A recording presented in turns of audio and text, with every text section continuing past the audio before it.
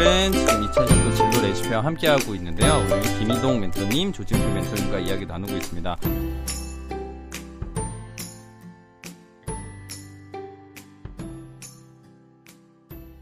자, 결국에는 몰입이라는 것 자체가 다양한 경험을 통해서 내가 무언가를 좋아하는 것을 하나하나씩 찾아가면서 그 안에서 몰입할 것들을 찾는 건데, 우리 김희동 멘토님 아까 점이라는 말씀을 하셨잖아요. 그럼 이런 체험 활동들이 하나의 점들로 찍히다 보면은 그 점들이 연결되어서 몰입할 거리가 만들어진다라는 생각이 들거든요. 그렇다면 그 점을 서로 연결하는 방법, 그냥 융합이란 말은 우리가 많이 들었지만, 그래서 어떻게 융합하라고? 라는 질문이 나올 수 있을 것 같아요. 점들은 저도 보여요. 네. 연결의 방법이 궁금해요. 뭐 단시간 내에 될 것 같지는 않고요. 그렇죠. 그러한 것들을 요즘 이제 도움을 주는 기술들이 이제 속속 나오고 있죠. 다행이네요. 예, 뭐 예를 들어 인공지능이 이제 개편되고 나오고 있는데, 한 예를 들면 한 친구가 전문대학교에서 자동차 계열 쪽에서 나온 거죠. 그래서 전공을. 이제 그래서 이제 자기는 당연히 이제 자동차 정비소에 갈 것이다. 네. 그래서 자기는 흔히 말하는 여기서 힘들게 일하는 게 너무 싫어요. 자, 그런데 이제 그 데이터를 인공지능에 놓고 분석을 해서 리포트가 나왔는데, 뭐가 나왔냐면 이 친구는 자동차 엔진 정비 전문가로 나왔어요. 자, 그런데 또 다른 한편으로 단어가 또 뭐가 나왔냐면 항공기 엔진 정비 전문가가 같이 나왔어요. 엔진 공통점. 그러면 이제 자동차 엔진하고 항공기 엔진은 같으면서도 다르죠. 달라 보여요. 많이 달라 보여요. 네, 그렇죠. 그런데 항공기 엔진과 자동차 엔진이 다를까요? 원리는 같아요. 원리는. 네. 근데 레벨이 다른 거죠. 멋있어 보이네요. 그렇죠. 좀 더 크고. 또 한 친구는 또 예를 들면 자기 경험이라고는 흔히 말하는 이제 쇼핑몰에서 판매밖에 없죠. 근데 거기서 상당히 고객들한테 친절하게 잘한 거죠. 그래서 이 친구는 그냥 뭐 진로에 대해서 저는 뭐 판매직밖에 더 하겠어요라고 거의 내려놓은 상태인데, 인공지능이 분석하니까 재미있는 값이 나왔어요. 뭐가 나왔냐면 당신은 판매직도 가능한데 웨딩 컨설턴트, 사람들 대하면서 도와주는 거네요. 그 다음에 그 호텔리어, 네. 경영기획에서는 고객관리, 고객센터, 이런 값들이 나오는 거예요. 그러니까 아까 역량이라는 것은 우리가 전이성이라는 게 있다고 말씀을 드렸지 않습니까? 결국은 뭐냐면 내가 알고 있는 정보 범위 내에서 전이성이 이루어진다라는 거죠. 자, 그러면 아까 우리가 그런 점들이 차곡차곡 쌓이는데, 앞서 말씀을 드렸던 그런 이제 서비스를 찾다 보면 이제 계속 나오고 있어요. 그럼 인공지능이라는 건 뭐냐면 개인보다도 훨씬 더 많은 정보들을 모아서 이렇게 분류를 하고, 그다음에 분류를 해서 공통점을 찾아내서 추천을 해주는 일을 하거든요. 폭넓게 추천을 그렇죠. 해주네요. 그러면 그 추천된 범위 내에서 내가 통찰력을 가지고 취사 선택을 하시면 되는 거예요.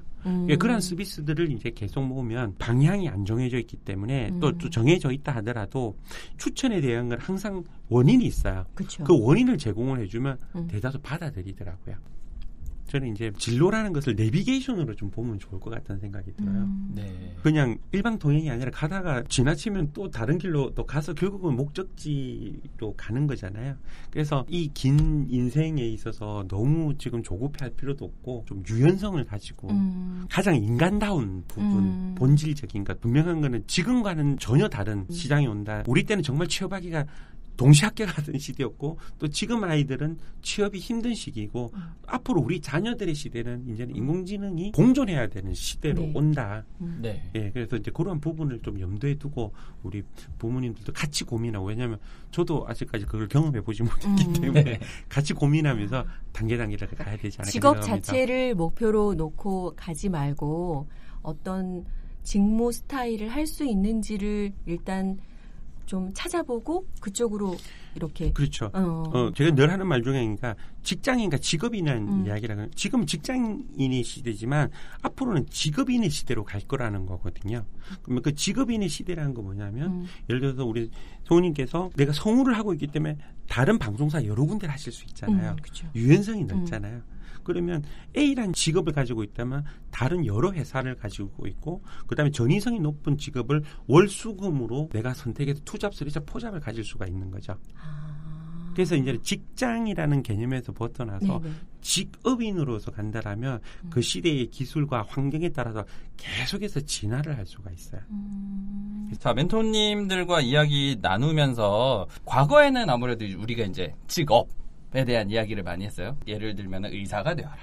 뭐 변호사가 되어라. 직업에 대한 이야기를 많이 했는데 미래에는 우리 어떤 일을 하는 사람들이 더 중요할 것 같은데 우리 김희동 멘토님께 한번 좀 여쭤보고 싶은데요. 우리가 이제 진로라는 것에 가장 궁극적인 목표는 제가 볼 때는 어떤 직업을 가지느냐 그리고 그 직업이 내 삶에 있어서 아주 의미 있는 직업이냐 결국은 나의 자아를 계속해서 성장시켜 줄 수 있는 직업이냐 아마 그런 중요일 거라고 봅니다. 저는 이제 개인적으로 직업을 어떻게 해석을 하냐면 내가 이 사회에서의 역할이 저는 직업이라고 생각을 합니다. 사회에서의 역할. 그러니까 인간은 사회적 동물인데 그 직업이라는 게 없으면 역할이 없어지는 거거든요. 그렇죠. 역할이 없다는 건 쉽게 말해서 사회에 필요성이 없어지는 존재라는 거예요. 자, 그러면 그 직업이라는 게 과거의 직업은 우리가 가족을 부양하기 위해서 나라는 자아하고는 상관없는 가족이 퍼스트인 그런 시대를 살아왔는데 지금 우리 아이들은 안타깝지만 자기가 제일 중요한 존재로 이미 자리매김을 안타깝진 않은 것 같아요. 우리 입장에서는 네, 그렇죠. 자, 그렇지만 우리 아이들이 살아갈 10년 후 20년을 한번 예측해보자 했을 때 예전에는 직업이라는 것이 사람과 사람의 일이라고 생각했는데 어느 순간 그 일을 하는 부분에 기계가 이제는 본격적으로 개입하기 시작했다는 겁니다. 이제 바리스타 로봇도 나와버렸고 원래 할 수 있는 고유한 인간의 영역들이 속속이 이제 기계들로 채워지고 있다는 것이죠. 내년에는 지금 상담 업무의 약 80%가 인공지능 AI 기반 또는 챗봇으로 바뀐다라고 나옵니다. 네네. 또 이미 지금 상용화가 되고 있고요. 이제 그렇다면 앞으로는 이제 경쟁자가 같은 사람이 아닌 기계, 로봇, 기계와. 인공지능이 될 거라고 봐야 되겠죠. 경쟁이 될까요? 이제 그건 어쩔 수 없는 현실이라는 거죠. 기업의 입장에서는 수익을 남기는 것이 기업의 입장이기 때문에. 자, 그렇다면 이제 우리 아이들이 살아갈 미래에 있어서의 그 직업의 방향이 뭐냐라는 것을 좀 고민해 봐야 되지 않을까. 미래는 예측하기는 어렵지만 한 가지 확실한 거는 사람이 갖고 있는 본연의 가장 인간만이 할 수 있는 거로 가져야 되지 않느냐. 인공지능이 도입이 된다는 것은 개인과 개인 간의 능력이 계속해서 편차가 줄어든다는 말입니다. 이 사람이 하든 저 사람이 하든 상관없는 별 차이가 없다라는 것이죠. 자, 그러면 같은 값이면 어떤 사람을 채용하겠습니까? 싼 사람? 싼 사람. 아, 그것도 맞네요. 저는 어울리는 사람. 저는 매력적인 사람이라고 생각합니다. 같이 있고 싶은 사람. 네. 아, 그러네요. 예. 결국 그건 뭐냐면 이제 구글에서 가장 성과를 잘 내는 조직에 대해서 몇 년간 조사한 결과가 남았는데요. 가장 성과를 잘 내는 조직은 똑똑한 인재들이 모였던 조직이 아니라 서로 신뢰하는 조직이었습니다. 그러면 그 매력적인 사람이란 게 뭐냐, 미래에는. 우리 아이가 살아갈 미래는 제가 볼 때는 30년 후면은 아마 화성에도 가지 않을까요? 예. 그러면 화성에는 한국 사람만 있지는 않겠죠. 예를 들면. 다양한 다문화가 존재하겠죠. 그러면 상대의 문화를 존중할 줄 알고 다름을 인정할 줄을 또 알고 편견이나 이런 것이 없이 모든 문화를 잘 흡수하고 포용성이 넓은 사람. 기계가 인간보다 나은 거는 쉽게 말해서 계산이거든요. 저장하고 계산하는 것밖에 빠르지 못하거든요. 그래서 오히려 우리가 계속 인문학을 이야기하는 게 인간이 기계가 이길 수 있는 방법은 인간적인 것밖에 없더라라는 것이죠. 그러면 그러한 인간성을 우리가 회복할 수 있고 그런 인간성을 좀 더 체험할 수 있는 그런 마음이 사실 학습으로 이루어지는 건 아니지 않습니까? 그러한 것들을 가르쳐주고 그러한 것들이 절대로 프로그램에서 코딩상에서 있을 수가 없거든요. 네, 고맙습니다. 자, 오늘 두 분의 멘토님과 이야기 나눠봤는데요. 우리 자녀의 적성을 알아보고 역량을 키워주는 방법에 대한 이야기 계속 나눠봤습니다. 자, 끝으로 우리 조진표 멘토님과 김희동 멘토님의 조언 한 마디씩 듣고 이 시간 좀 마무리해볼까 하는데요. 먼저 우리 조진표 대표님, 우리 자녀들, 부모님들이 어떻게 해야 할까요? 이스라엘 대통령이 우리 정치인한테 기억의 반대말이 뭐냐라고 물어봤다고 하더라고요. 네. 기억의 반대말. 그래서 저한테도 물어보더라고요. 그분을 아셔서. 제가. 네. 저도 망각이라고 답을 했습니다. 자기도 그랬대요. 네. 근데 이제 이스라엘 대통령이 자기는 기억의 반대말은 상상이라고 생각한다. 네. 기억이라는 것은 지금 시점으로부터 과거로 거슬러 올라가니까 반대는 지금 시점으로부터 미래로 가야 된다고 얘기를 한다는 거죠. 이게 되게 중요한 말인데요. 우리 진로 교육에서는 그런 얘기가 있어요. 엄마 아빠 얘기만 안 들으면 반은 성공한다는 그런 얘기가 있거든요.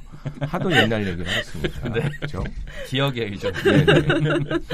그렇다고 해서 또 구체적인 미래는 우리가 알 수가 없지 않습니까? 그래서 트렌드를 굉장히 중시하는 게 중요합니다. 손정희 같은 회장이 우리나라 대통령을 찾아와서 왜 첫째도 AI, 둘째도 AI, 셋째도 AI라는 걸 하고 갔을까? 저 사람 정도의 내공이라면 나는 잘 모르는 분야인데 저런 게 앞으로 좀 더 좋아지려나 보다. 뭐 하면서 아이랑 같이 그런 걸 하는 걸 고민하는 자꾸 나 살아온 얘기, 요즘 얘기 이런 거 말고 뭔지 모르죠. 다 전문가, 미래 전문가가 어디 있습니까? 다 그냥 추측인 거지. 그래서 다시 항상 새롭게 뭐 아이들과 같이 좀 찾아보려고 노력하시는 그런 부모님, 상상을 많이 하는 그런 부모님이 되셨으면 좋겠습니다. 네, 고맙습니다. 우리 또 김희동 멘토님께서는요? 제가 제 아들을 볼 때 초등학교 1학년 사람이겠습니까? 어느 순간 되니까 환경이 우리 때와는 확실히 달라서 그런지 저도 모르게 성인처럼 대화를 하게 되더라고요. 네. 아이와. 그러면서도 반성을 하는 게 뭐냐면 우리 아이들은 우리가 생각하는 것 훨씬 더 이상으로 대단하구나. 잠재력이 너무 넓구나. 단지 우리가 그거를 가늠하지 못하기 때문에 우리의 기준으로 우리 아이들을 옥죄지 않나. 그래서 우리가 만들어놓은 자금을 집행하고 법을 집행하기 위한 어떤 규제 때문에 우리 아이들을 너무 가둬놓지 않나.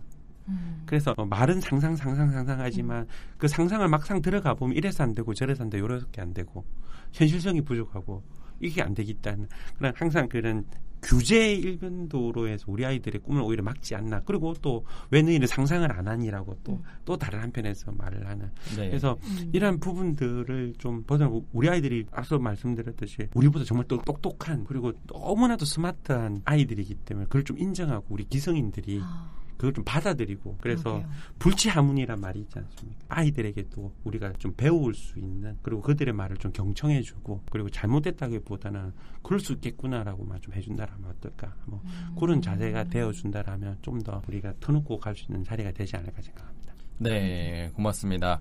자, 이렇게 두 분의 멘토님 이야기를 들어보니까 우리 학부모님들의 마음이 한편으로는 무겁다가도 한편으로는 또 가벼워지지 않나라는 생각 들어봅니다. 생각보다 방법이 여러 가지 방법들이 있는데 학부모로서 너무 모르고 있었던 것들이 일단 많고 그리고 오늘 제가 특히 마음에 새기면서 배운 건 사실 아이가 뭐 이렇게 스마트폰을 가지고 놀고 있으면 야, 너 오늘 사용 시간 끝났잖아. 그만해 하고 이렇게 딱 멈추게 하기보다는 아이가 뭐 오케이 구글 이러고 하지 마 그런 거 이러지 말고 뭘 물어보고 싶었는지 아이의 입장에서 아이가 좋아하는 것을 좀 더 자꾸 들여다보려는 연습을 해야겠다는 생각을 오늘 많이 하면서 정말 많이 배우고 가는 이거 제목을 바꿨으면 좋겠어요. 진로 레시피 말고 진로 황금 레시피로 이렇게 바꿔서 저 같은 학부모님들에게 많은 도움이 되는 진짜 유익한 시간인 것 같아요.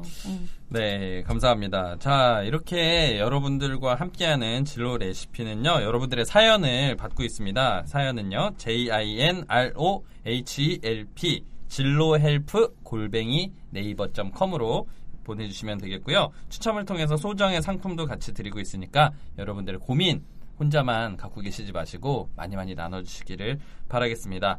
자, 오늘 함께해 주신 김희동 멘토님 그리고 조진표 멘토님 감사드리고요. 저와 함께 오늘 또 진행을 해주신 엄현정 성우님 감사합니다. 네, 지금까지 김지훈이었고요. 네, 성우 엄현정이었습니다. 네, 감사합니다. 네, 감사합니다. 네.